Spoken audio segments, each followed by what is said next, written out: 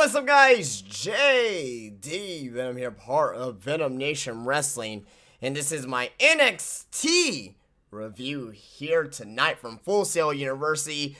Bobby Roode versus Roderick Strong for the NXT Championship. We also had Sanity versus Hideo Itami and Cassius Ohno. A two-match card here tonight for this our NXT this week. I'd like to thank you guys so much for joining me here live on the channel here today. If you guys are new to the channel, be sure to leave a thumbs up, subscribe to the channel for more daily wrestling content. Follow me on Twitter and like the Facebook page, where both links are down below. Tell your friends and family come and join the JD Venom Nation here on YouTube. And also as well, on top of that, go check out my SmackDown review from last night. No Raw review from this week. But there is a SmackDown Live review that is up. NXT's tonight. Tomorrow, you guys will be getting sometime, I don't want to say early in the morning, but probably early afternoon-ish.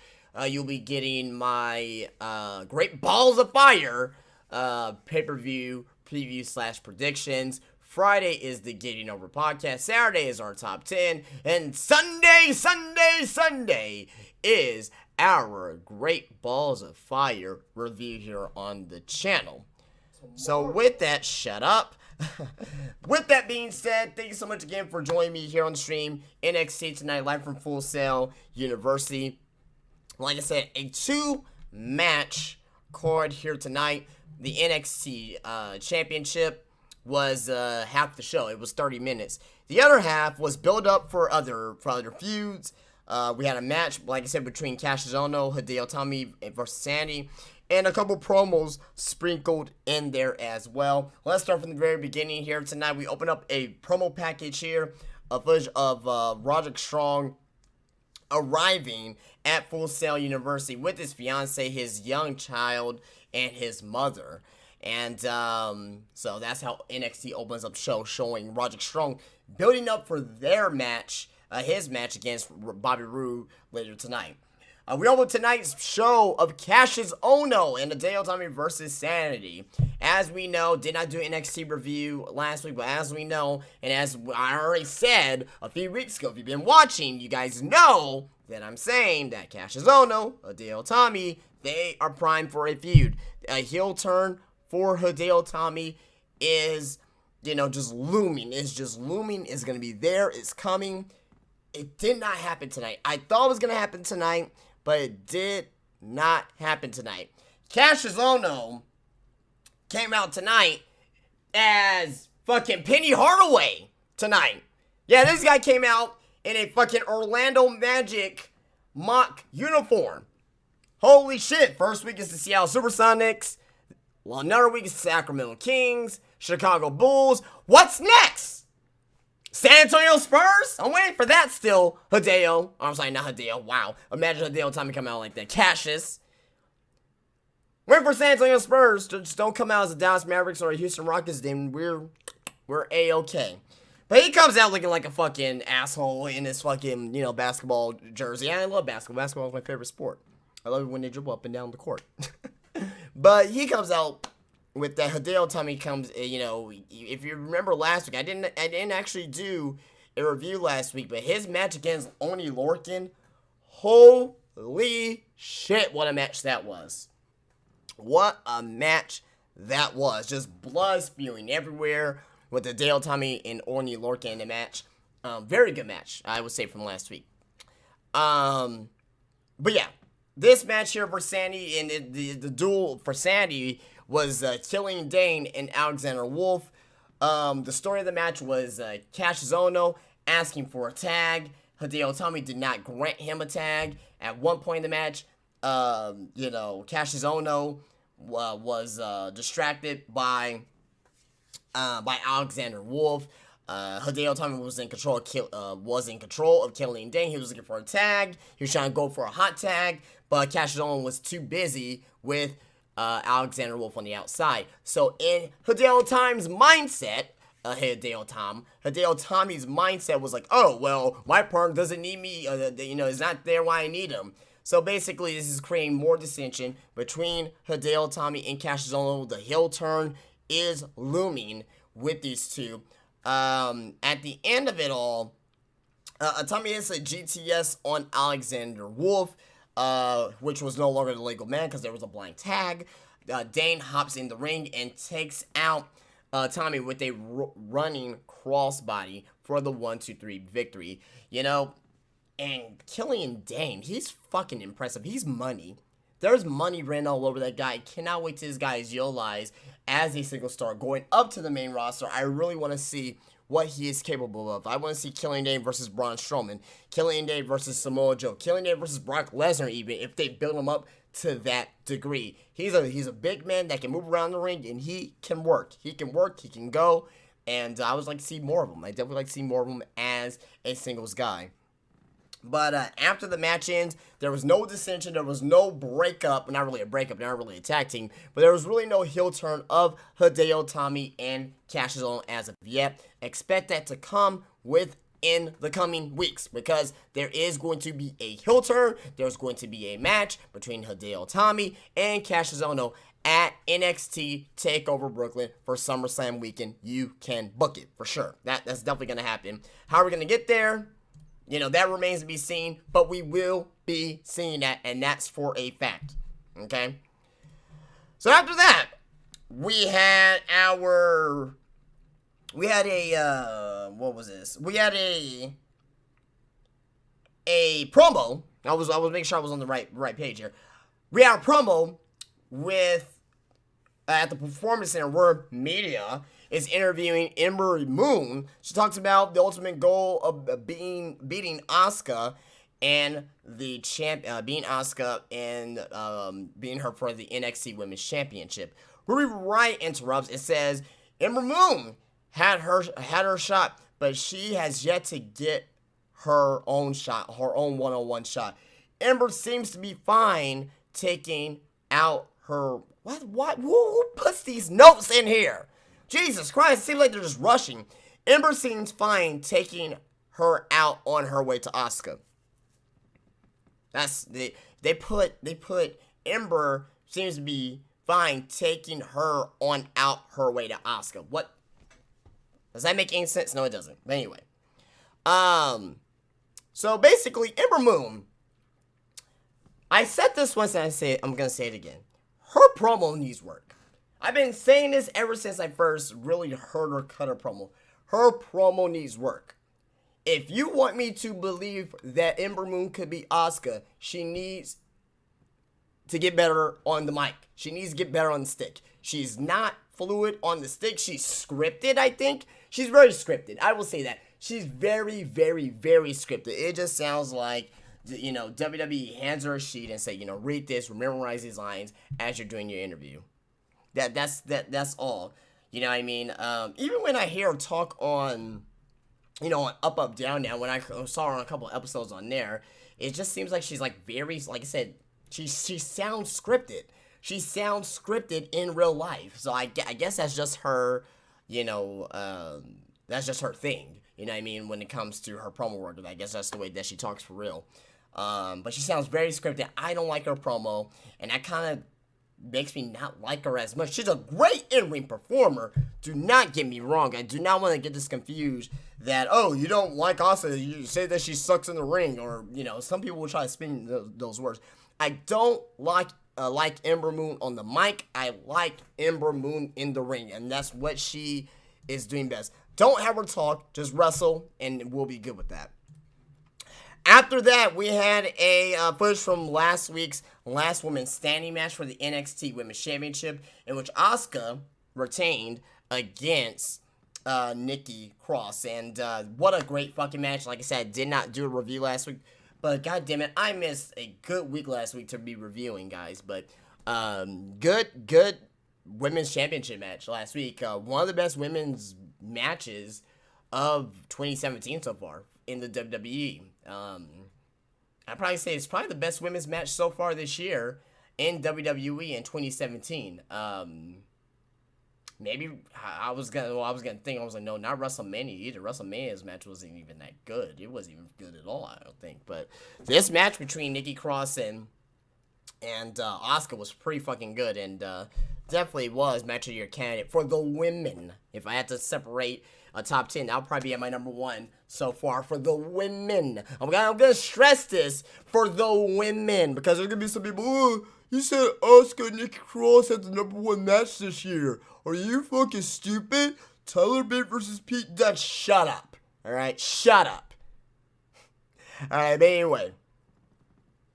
After that, we saw a backstage interview with Drew McIntyre. He looks forward to tonight's title match, but he wants to join the lineage of NXT champions who have set the world on fire and went on to lead the industry. I like this promo from Drew McIntyre because he said that in order for me to be the number 1 guy in the WWE and the World Professional Wrestling, I gotta win the NXT Championship. Guys like, Sami Zayn, Seth Rollins, Shinsuke Nakamura, Kevin Owens, those guys set the world on fire on winning the NXT Championship. I want to join that lineage. I want to become the NXT Champion, and I want to become the face of the WWE. That is how you build Drew McIntyre. Great stuff. Great interview, as long as it was. It was like 45 seconds. Get a recap of Ciampa and Gargano again, the saga from NXT. It was announced that Johnny Gargano will return next week to NXT television, and that's going to suck, not for Johnny Gargano, but it's going to suck for their feud between Gargano and Ciampa, because Ciampa is now to be out up until 2018, around WrestleMania season, possibly around Royal Rumble season. So, it is what it is with that. I got some news for that on this Friday's Getting Over podcast, so be sure to come out for that to get the details. Kel Braxton interviews the iconic duo of Billie Kay and Peyton Royce, who look a bit somber. They talk about their transgressions lately. You hear some yelling in the background, which ends up being Andrade Cien Almas and Thea Trinidad. And they walk away, and Almas calls her loca. So there's something going on between these two. I don't know if Almas is gonna portray her as an ex-girlfriend or like his sister, or we don't know. We don't know what Thea Trinidad's character is gonna be in NXT. We don't know if she's gonna be just Thea Trinidad or she's gonna be another character that they're gonna create for her. We don't know the connection between her and Andrade Cien Almas, but I like Almas' character. I'm liking what they're gonna be doing with her, because she's gonna be the mouthpiece to Almas, because Almas can't talk at all. We can't really understand what he's saying because he has a very, very thick accent. So putting her with Almas will be great. It's going to put Almas over even more strongly, and I'm really looking forward to see where that goes. Footage of Bianca Belair, a qualifying match for the Mae Young Classic where she defeated Aaliyah. Bianca Belair, apparently, I don't know if this is true, but she is the cousin of Will Smith. Hence the name, Bianca Belair. She's fucking good in the ring. I can't wait to see more of her in the Mae Young Classic, but she will definitely be, I would say, at least in the top 8. In the top 8. They're building her up very, very strongly here. She has not been on NXT television yet, but she's been one of those familiar faces that they keep showing every single week on WWE.com or on YouTube, or they keep showing her face. So you can definitely tell that she's gonna be a strong commodity to the NXT women's division, and also too for the Mae Young Classic. Recap of the Strong versus Bobby Roode feud, where they get the vignettes and promos and all that stuff. And before the match began, we got 2 separate interviews. Roderick Strong is, he's actually interviewed by, I guess, Kayla Braxton. I don't know who the fuck. They got all these different women on NXT. Who gives a shit? Basically asking how are you feeling?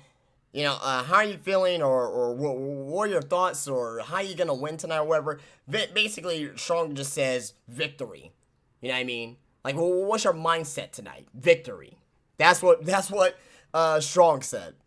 But Roode was interviewed, and Roode says that Strong has been living a fairy tale the last few weeks. Roode says Strong is about to face his reality on the opposite side of the ring, which is And as soon as his theme goes off and goes, glorious! Fucking Bobby Roode is a fucking man. That's a real man right there, guys. This guy, this guy has it all. He has the look, has the in-ring skill, he has the talking ability. He is the total package. And I ain't talking about Lex Luger, brother. That guy's the total package is Bobby Roode. Is his theme, even his merchandise, even the way he lives his life. You really believe that Bobby Roode lives his life the way that he does, the way that they portray him to be. So, great stuff from Bobby Roode there. So, the match between Roderick Strong and Bobby Roode. Very, very good television match to end NXT this week. They got 30 minutes. Well, probably about a little bit under 30 minutes. It was probably around 25 minutes. And great stuff from Roderick Strong. They made Roderick strong. No, to pardon a pun here. They made him look very strong in this match. And with his backbreakers, Roderick Strong's backbreakers are fucking brutal, vicious backbreakers. I mean, very good stuff.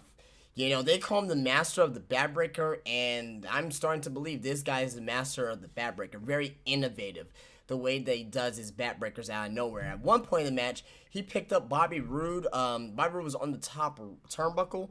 He picks him up and just, and does a backbreaker, onto the top turnbuckle. Similar to what you saw at NXT TakeOver San Antonio, where he did that to Andrade Cien Almas. Also, as well in this match, another story in this match is they keep showing Roderick Strong's fiance and his mother there ringside. That was the focus of the match. They were sitting there right smack dab in the middle, camera center. Keep showing and keep doing close-ups of her. Bobby Roode comes out to the outside, looks at her, punches Roderick Strong in her face. You know what I mean? At one point in the match, he points at her, say, "This is for you, honey." Bobby Roode's a fucking great, masterful heel, just a prick, and that's what you need in wrestling: is a prick, dick-like heel like Bobby Roode. I love it. Absolutely fucking love what Bobby Roode brings to the table as a heel. Cannot wait for him to be on the main roster to face off against guys like Shinsuke Nakamura, AJ Styles. We know those two are just chomping at the bit to get back at each other, for being in TNA. You know what I mean? Just guys like that. John Cena versus Bobby Roode. Oh, God, I got a fucking boner just thinking about that shit. You know what I mean? I just can't wait. Seth Rollins versus Bobby Roode if he ever goes to SmackDown. I'm sorry, to Raw rather. I can't wait for that shit. You just can't wait for the shit. But be that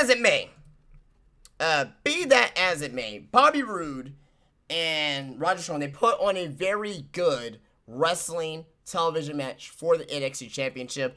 Every now and then, I just kind of wish that we do see a WWE Championship on the line on a SmackDown or a Universal Championship on the line on Raw. Every now and then, not every week, of course, or every month, but probably once every couple months, once every 4 or 5 months. I'm down to see a championship, a world title match on TV. And, to me, NXT does it the best. NXT does the best to get you the build, the intrigue, the excitement, the importance of the match. NXT does it no better. No one does it better than NXT. Raw doesn't do it better. SmackDown doesn't do it better because we don't get to see it that much. But be that as it may, this match tonight, fucking good. A lot of backbreakers with Bobby Roode, taking the backbreakers by Roderick Strong.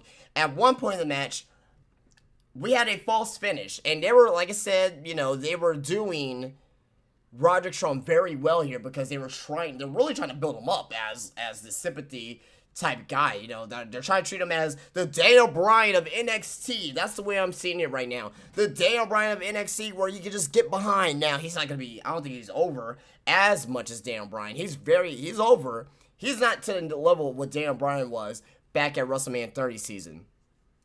But what I will say is that they tried their best to make it seem like, oh, Bobby Roode just lost the NXT Championship. At one point in the match, Roderick Strong did his release suplex into a backbreaker, and he pins Bobby Roode. Now, before the 3 count, Bobby Roode puts his foot underneath the bottom rope. In that sense, that is a rope break. Rope break is finished, and basically from there, they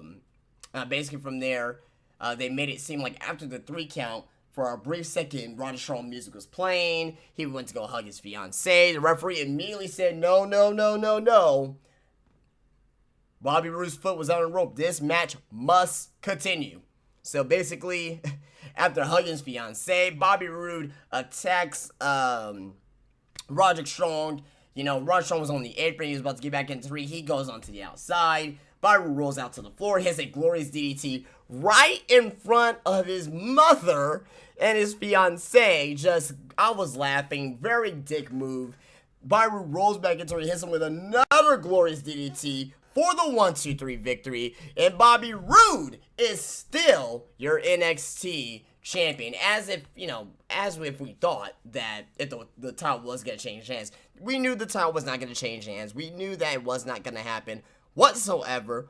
But they try to make it seem, that, oh, Bobby Roode had a chance of actually losing the title. We did know that he was not going to lose the championship. If you saw the spoilers, he wasn't going to lose the championship. I just knew he was not going to lose the championship because it doesn't make sense. We want to see Bobby Roode versus Drew McIntyre. That is the end game for NXT TakeOver Brooklyn, and that's going to be a fucking great, great, great championship match.